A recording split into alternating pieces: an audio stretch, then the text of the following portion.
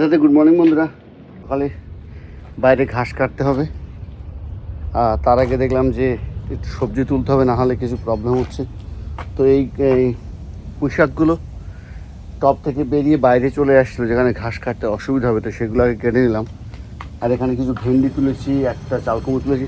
চাল কুমড়ো 7-8টা তুলতে হবে। আর আমটাও দেখলাম ঝড়ে পড়ে গেছে। শোনা, এগুলো ভিতরে রেখে থাকো। আর আমরা এখন ঘাস কাটবো। এবার এই যে আমটা তুললাম, আর এই একটা হাতের কাছে ছিল, এটা তুললাম। আর এই ভেন্ডিগুলো হলো, আর এইগুলো কমপক্ষে এখনও 7-8টা আছে। এই গরমের সময় মাঝে মাঝে বৃষ্টি হয়, আর বৃষ্টি হওয়ার পরপরই ঘাসগুলো এত বড় হয়ে যায় যে 2 সপ্তাহ পর ঘাসগুলো না কাটলে বাড়ির সামনে যেন একেবারে জঙ্গল হয়ে যায়। আমাদের বাড়ির ঘাসগুলো 2 সপ্তাহ পর কাটা হয়, কিন্তু আমাদের বাড়ির সামনে যারা আছেন তারা আমেরিকান, তারা প্রত্যেক সপ্তাহে ঘাস কাটে। এখানে অনেকেই আছে বাড়িতে ঘাস কাটার জন্য লোক রেখে দেয়। সোনার বাবাকে বলেছিলাম যে আমাদের বাড়ির ঘাস কাটার জন্য লোক রাখতে, কিন্তু রাধে রাধে বন্ধুরা, আজ হচ্ছে আমাদের এখানে রথযাত্রা।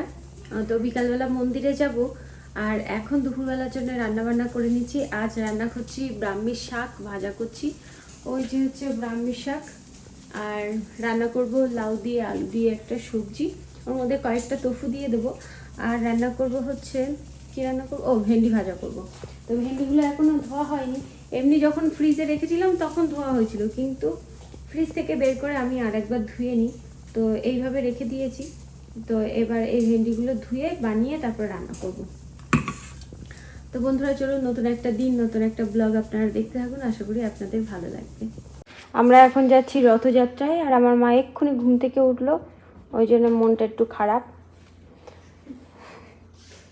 কিন্তু আমার মা রেডি হয়ে গেছে। মার কাছে থাকবি, ঠিক আছে? কোনো দিকে খেয়াল রাখিস।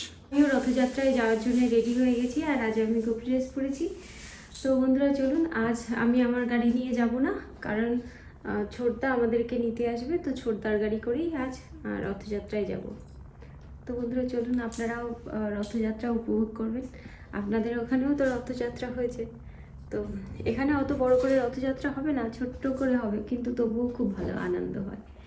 আমার মেয়েটা এমন হয়েছে, বাবা যখন বাড়ি থাকে বাবা ছাড়া যেন ও কিছুই দেখে না বা কিছুই জানে না। বাবা যেখানেই যাক না কেন সঙ্গে সঙ্গে ওর যেতেই হবে।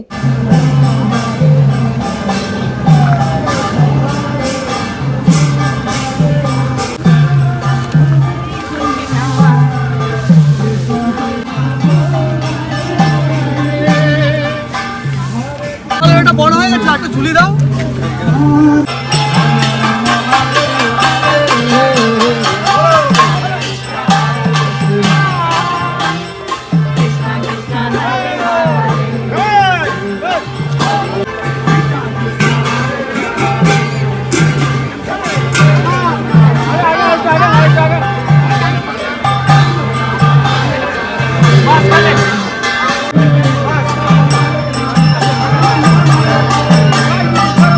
জগতের নাথ জগন্নাথ এতটাই কৃপাময়, এতটাই দয়ালু, ভগবান এতটাই পতিত পাবন, কলিযুগের সকল জীবেদের কৃপা ও আশীর্বাদ প্রদান করার জন্যে নিজেই মন্দির থেকে বেরিয়ে রাজপথে নেমে আসেন।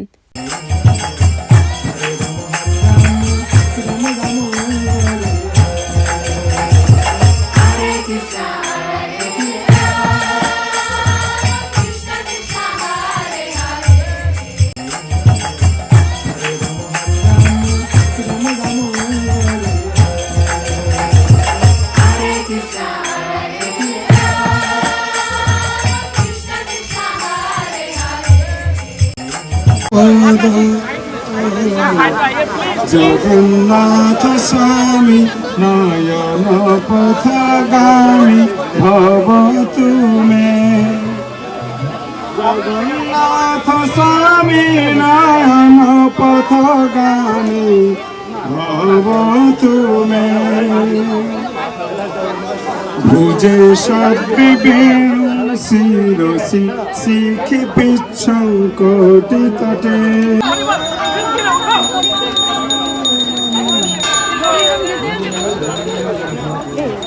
ও চকলেট দিতে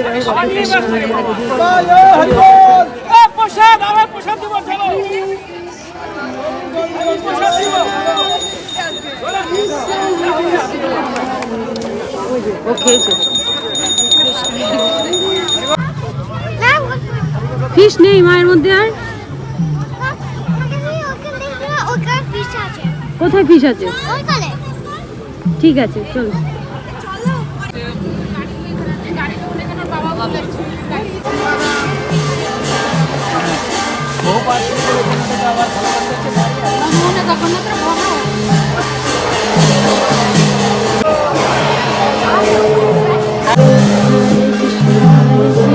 জয় জগন্নাথ, বলো জয় জগন্নাথ, বলো জয় জগন্নাথ, জয় জগন্নাথ,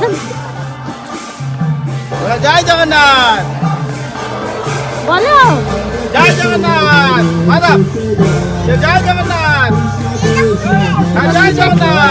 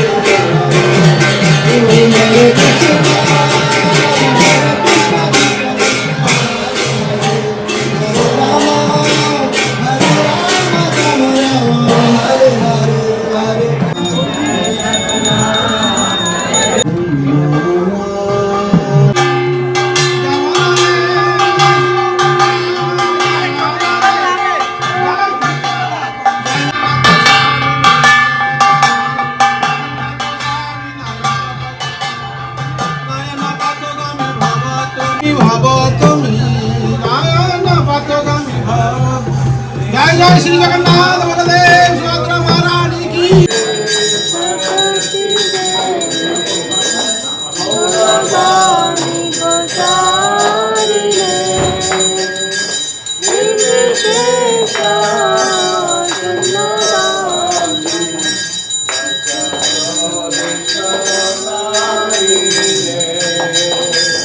আমরা এখন প্রসাদ পাচ্ছি আর আপনাদেরকেও একবার প্রসাদ দর্শন করিয়ে দিচ্ছি। আর রথে এসেছি, জিলাপি খাবো না তা কখনো হয়।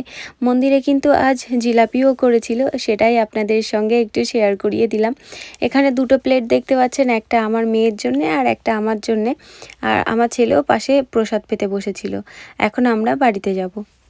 বন্ধুরা আমরা মন্দির থেকে বাড়ি চলে এসেছি। আর যখন রথযাত্রা হচ্ছিল তখন ওখানে মন্দির থেকে গীতা দিচ্ছিল। আর আমার মেয়ে ওখান থেকে গীতা নিয়ে এসেছে। সেই গীতাটা নিয়ে এসে এখন বই পড়ছে, মানে গীতা পাঠ করছে আমার মেয়ে। তো চলুন দেখাই কিভাবে গীতা পাঠ করছে।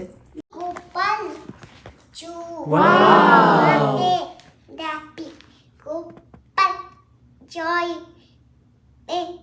good, color me, go bun, get me, mother, go bun. আমার মেয়ে এখন গীতা পাঠ করছে না। হ্যাঁ বল। হ্যাঁ Make it go bun, do it color me, Radani, do it go bun. বাহ, সুন্দর হচ্ছে মা, সুন্দর সুন্দর পাঠ করছো তুমি। হ্যাঁ হ্যাঁ সুন্দর হচ্ছে, সুন্দর গীতা পাঠ করছে আমার মেয়ে। হ্যাঁ তুমি ঘুমাতে ঘুমাতে পড়তে পারবে, অসুবিধা নেই। কতক্ষণ লাগবে গীতা পাঠ করতে? কতক্ষণ লাগবে? দুবারে পুরো গীতা পড়া কমপ্লিট হয়ে যাবে? বাহ ভালো তো, কি সুন্দর। আমার মেয়ে পুরো গীতাটা দুবারে পড়ে নেবে। সুন্দর হচ্ছে, সুন্দর সুন্দর হচ্ছে, খুব সুন্দর হচ্ছে। তো বন্ধুরা তাহলে আজকের মতো ভিডিওটা এই পর্যন্তই। দেখা হবে নতুন ভিডিওতে। আপনারা সবাই সুস্থ থাকবেন, ভালো থাকবেন। দেখা হবে একটা নতুন ভিডিওতে। আর আমাদের এখানে তো বুধবার আজ, তো বুধবারেই রথযাত্রা হলো। আর শুনলাম ইন্ডিয়াতে রথযাত্রা হচ্ছে বৃহস্পতিবার। তো একদিন পর আপনাদের ওখানে রথযাত্রা। তো আপনারা রথযাত্রায় খুব আনন্দ করুন, দিনটা খুব ভালোভাবে কাটান। আমাদের দেশে রথযাত্রায় ভীষণ আনন্দ হয়।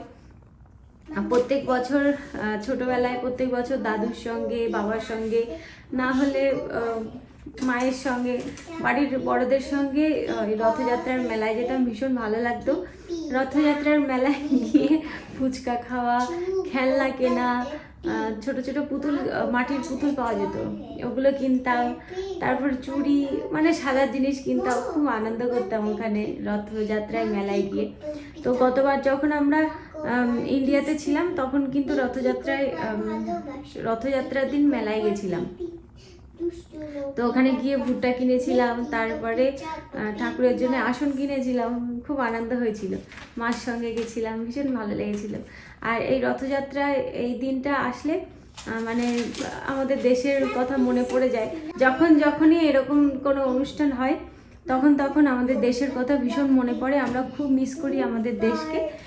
তো তবুও আমরা এখানে দেখুন ছোটোখাটো করে রথযাত্রা করি, সব রকম প্রোগ্রাম করার চেষ্টা করা হয় এখানে। দেশের আনন্দটা একদম আলাদা, তো ওটা কখনো আমরা ভুলবো না।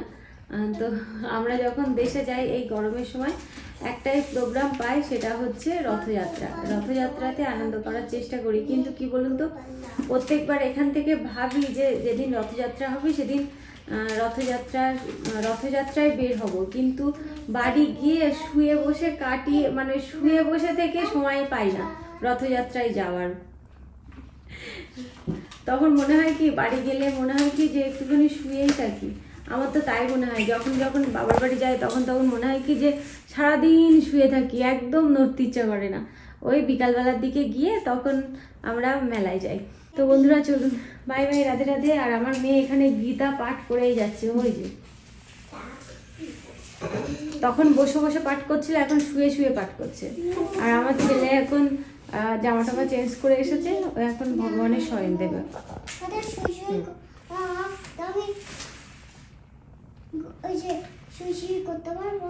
হ্যাঁ, শুয়ে করো, বারণ করছি না তো। ঘুমাতে গীতা পাঠ করবে? হ্যাঁ করবে। আচ্ছা ঠিক আছে, আচ্ছা ঠিক আছে। হ্যাঁ, তুমি লুকিয়ে ঘুম পড়ো? তাই? বাহ, আমার মেয়ে লুকিয়ে ঘুমায়। তাই? এমনি সকাল হয়ে যায়?